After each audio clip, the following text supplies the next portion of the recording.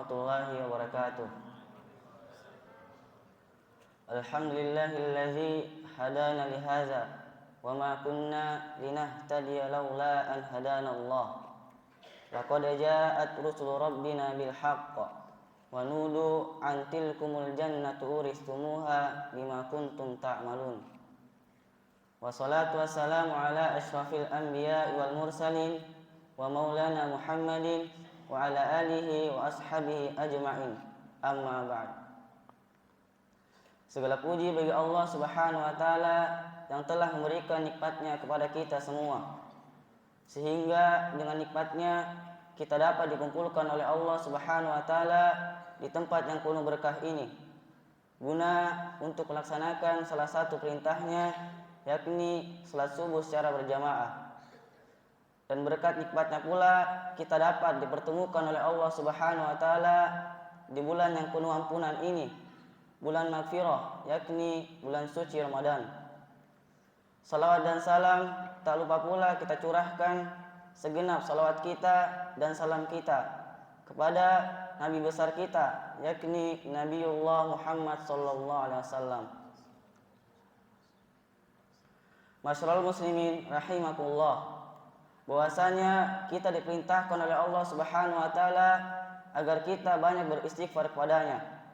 Dan tentu setiap perintah Allah Subhanahu wa taala pasti mengandung yang namanya kemaslahatan, kebaikan, hikmah dan berkah untuk hamba-hambanya, baik itu untuk kehidupan dunianya maupun untuk kehidupan akhiratnya. Dan salah satu manfaat kita diperintahkan oleh Allah Subhanahu wa taala untuk banyak beristighfar kepadanya, yang pertama ialah Allah akan menambah rezeki dan keturunan bagi orang-orang yang sudah menikah. Sebagaimana Allah berfirman dalam Quran surah Nuh ayat 10 hingga 12 yang berbunyi, "Faqul tastaghfiru rabbakum innahu kana ghaffara yursilis samaa'a 'alaikum midrara wa yumdidukum bi amwalin wa banin wa yaj'al lakum jannatin wa yaj'al lakum anhara."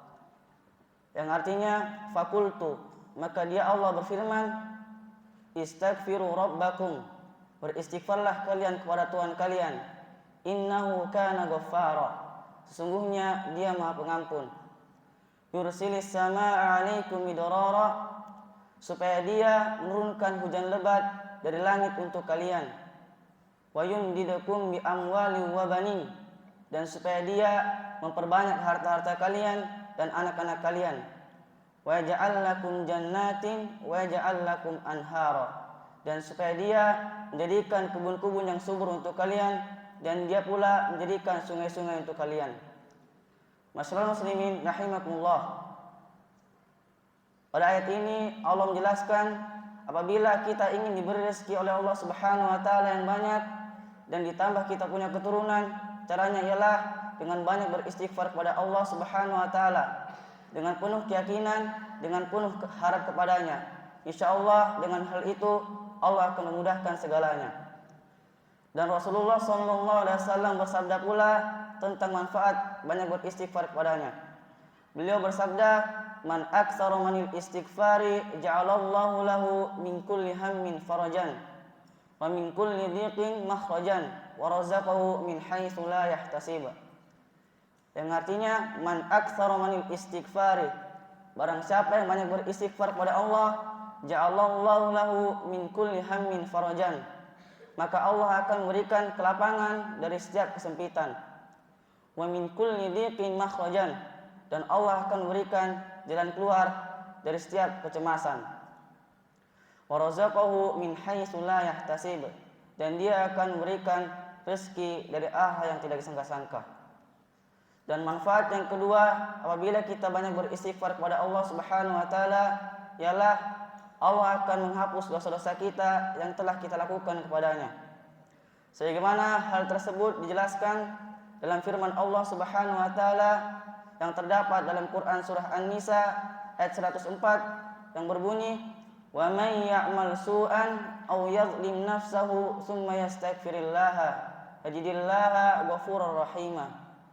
Yang artinya, "Wa may ya'mal su'an", barang siapa yang melakukan suatu kejahatan atau keburukan, au yadhlim nafsahu atau dia menganiaya dirinya sendiri, tsumma yastaghfirillah, kemudian dia beristighfar kepada Allah atau dia memohon ampun kepada Allah, yajidillaha ghafurur rahima, maka pasti dia akan mendapati Allah Maha Pengampun lagi Maha Penyayang.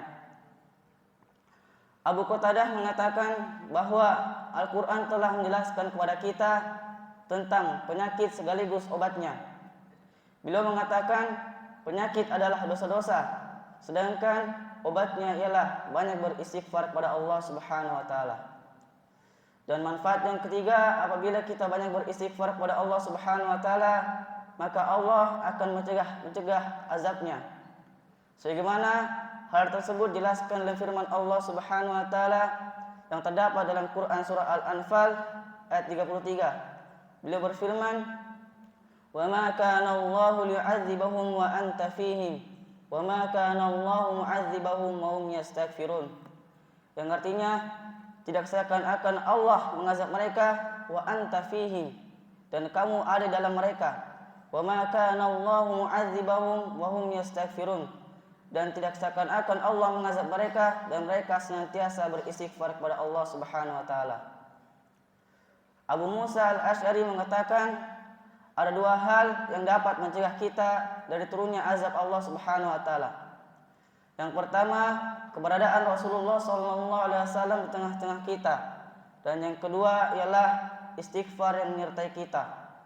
Tanpa adanya istighfar, maka kita akan binasa dari siksa dan azabnya. Oleh karena itu jemaah sekalian, marilah kita memperbanyak istighfar kita kepada Allah Subhanahu wa taala dengan penuh keyakinan, dengan penuh harap kepadanya, agar kita diampuni dosa-dosa kita di bulan suci Ramadan ini, agar Allah memberikan keberkahan dalam segala aspek kehidupan kita. Oleh karena itu mungkin hanya ini yang dapat saya sampaikan. Barakallahu fikum wa jazakumullahu khairan. Billahi taufiq wal hidayah. Wassalamualaikum warahmatullahi wabarakatuh.